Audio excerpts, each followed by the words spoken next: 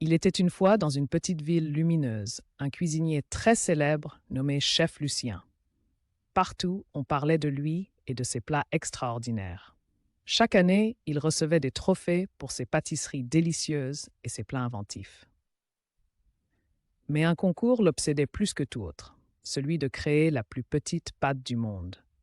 Chef Lucien se tenait dans sa cuisine pendant des heures, réfléchissant à comment réaliser cet exploit. Pourra-t-on vraiment faire une pâte aussi fine que des cheveux d'ange se demandait-il en caressant son menton.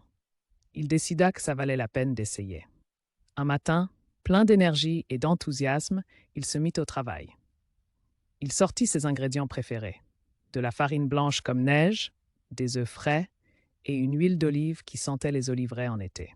« Je vais rouler cette pâte si finement qu'elle sera presque invisible, dit-il à son fidèle chat, Napoléon, qui l'observait patiemment du bord du plan de travail.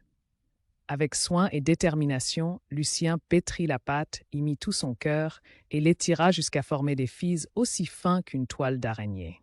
Tout semblait parfait, jusqu'au moment où il les plongea dans la casserole d'eau bouillante. À sa grande surprise, la pâte fondit instantanément, se transformant en un liquide informe. « Oh non, pas encore !» soupira-t-il avec déception, se couvrant le visage de ses mains farinées. Napoléon miaula doucement, comme pour réconforter son maître. Chef Lucien essaya encore et encore, mais chaque tentative aboutissait au même échec. Le moral du cuisinier commençait à flancher. Malgré tous ses efforts, la mini-pâte refusait de devenir réalité. Peut-être ai-je besoin de quelque chose d'autre, quelque chose de magique, pensa-t-il, regardant par la fenêtre vers un horizon de possibilités. Fatigué de ses essais infructueux, Chef Lucien songea à où trouver des conseils pour réaliser son rêve culinaire. « L'Italie !»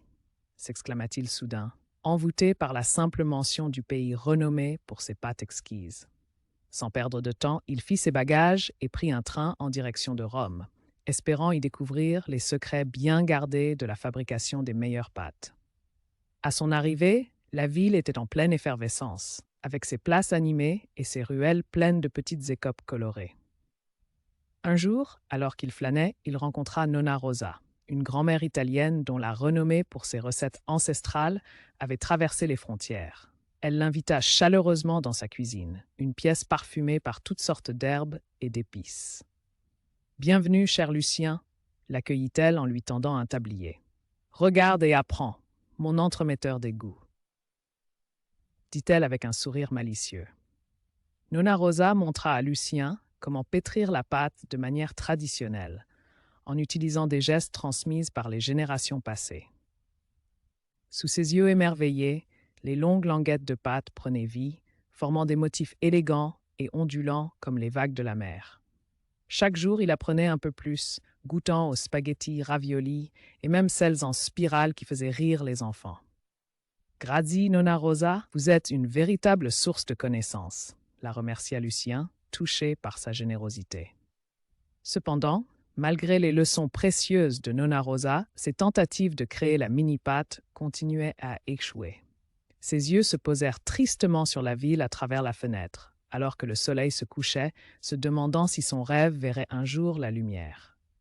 Alors que Chef Lucien se promenait dans les ruelles ensoleillées de Rome, un marchand italien mystérieux l'interpella depuis son écope colorée. « Chef Lucien », chuchota-t-il d'une voix guillerette, « j'ai entendu votre quête pour la plus petite pâte du monde. Peut-être que j'ai juste ce qu'il vous faut. » Intrigué et à la recherche de solutions, Lucien s'approcha de l'homme aux yeux pétillants, entouré de sacs d'épices et d'étranges fioles. « Qu'avez-vous à me proposer ?» demanda-t-il, espérant un signe du destin. « Il existe un sel spécial, unique au monde, » affirma le marchand en pointant vers une petite bouteille de verre. « Il vient de l'Himalaya, où il est récolté par un sage ancien. On dit qu'il a des propriétés magiques qui rendent la pâte stable même en fils très fins. » Les yeux de Lucien s'illuminèrent à cette perspective. « Vraiment ?» s'exclama-t-il, le cœur battant à l'idée d'une solution à ses déboires culinaires. « Comment puis-je l'obtenir ?» Le marchand tapota son menton, réfléchissant. « Vous devrez voyager loin, jusqu'à ce sage. Cherchez-le dans les montagnes neigeuses, mesurant votre détermination et votre patience. » Chef Lucien, malgré la perspective du long voyage à venir, sentit un regain d'énergie incomparablement revigorant. Merci, bon ami, s'écria-t-il avec une nouvelle détermination enflammant son regard. Le soir même, il rentra à son auberge, emballa ses affaires et s'engagea dans ce qui promettait d'être une aventure inoubliable. Déjà, il s'imaginait les sommets blancs de l'Himalaya étinceler sous le soleil, prêt à accueillir un cuisinier avide de découvertes et bien décidé à réaliser son rêve jusqu'au bout du monde.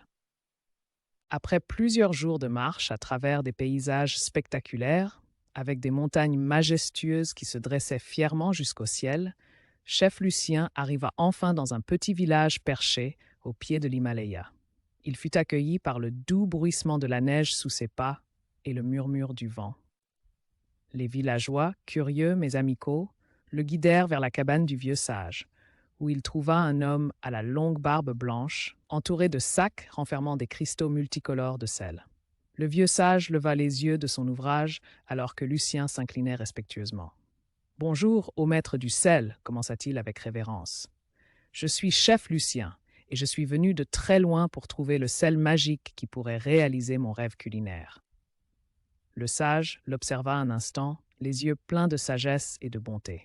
« Ah, cher voyageur, beaucoup viennent ici en quête d'aide, dit-il d'une voix douce et chantante. Mais je sens en vous une vraie passion, une flamme qui ne s'éteindra pas facilement. » Il prit une petite boîte impressionnante par sa beauté naturelle, semblant renfermer toute la puissance des montagnes. « Voici le sel rose, » expliqua-t-il en dévoilant son contenu. « Il est rare et précieux, et juste une pincée apportera la force que vous recherchez à votre pâte. Mais rappelez-vous, ne soyez pas trop gourmand. » Chef Lucien remercia le sage avec une immense gratitude, conscient du privilège qui lui était accordé. « Je n'oublierai jamais votre générosité, » dit-il, le cœur rempli d'une joie et d'un espoir renouvelé. Chargé de son précieux sel, il prit le chemin du retour, le sourire aux lèvres et la détermination renforcée par chaque pas, le rapprochant de son fourneau adoré, impatient de mettre à l'épreuve le cadeau de l'Himalaya. De retour dans sa cuisine, chef Lucien ressentit une excitation cuisante jamais éprouvée auparavant. Le voyage, bien que long et difficile, l'avait empli d'une énergie nouvelle et d'une confiance retrouvée. Il sortit la petite boîte de sel rose de l'Himalaya, la posa délicatement à côté de ses ingrédients soigneusement sélectionnés. « Cette fois, je réussirai, » se promit-il, prenant une profonde inspiration. Il prépara la pâte avec la douceur et l'art qu'il avait perfectionné, mélangé de farine, d'œufs et d'huile d'olive. Il se revit chez Nonna Rosa en Italie, revisitant mentalement ses conseils sur les moindres gestes nécessaires pour faire chanter la pâte. Puis vint le moment de saupoudrer le sel magique. Ses mains tremblèrent légèrement, reconnaissant l'importance de cet instant. « Juste une pincée, Lucien, » se répéta-t-il, se souvenant des mots du sage. Les filles de pâte étaient roulées, tendres et fins. Chef Lucien les regarda attentivement, attendant son moment de vérité. Il plongea lentement les premières mèches dans l'eau bouillante, retenant son souffle. L'eau s'agita légèrement, mais cette fois, les mini-spaghettis restèrent intacts, dansant joyeusement dans l'eau. « Ils tiennent !» s'écria-t-il, le cœur éclatant de joie pure. Napoléon, assis non loin, leva une oreille curieuse, ressentant l'exubérance de Lucien. Ensemble, ils savouraient un instant de triomphe qui semblait illuminé de magie culinaire. Lucien savait qu'il tenait enfin la recette gagnante, celle qui réaliserait ses aspirations les plus audacieuses. « Nous avons réussi, mon cher Napoléon !» Attonné de montrer sa création au monde, il prépara son plat pour le grand concours, le cœur plein de fierté et de gratitude pour toutes les leçons apprises en chemin. Le jour du concours tant attendu arriva, et chef Lucien se sentait prêt.